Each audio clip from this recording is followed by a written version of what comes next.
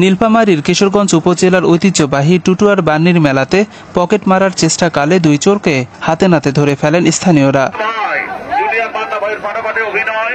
সেই সাথে দেখুন বিখ্যাত ম্যাজিশিয়ান এখানে আকর্ষণীয় জাদু প্রদর্শনী, একটি সুস্থ বিনোদন, সামাজিক বিনোদন, সপরিবারে দেখার মতো বিনোদন, সুন্দর বিনোদন।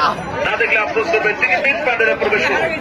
প্রত্যক্ষদর্শীদের বরাতে জানা গেছে, মেলায় ভিড়ের মধ্যে এক ব্যক্তির পকেট কাটতে গেলে লোকজন সন্দেহ করে তাদের আটক করে। পরে উত্তেজিত জনতা তাদের মারধর করে এবং কিছুক্ষণ পর পুলিশ এসে দুই চোরকে থানায় নিয়ে যায়।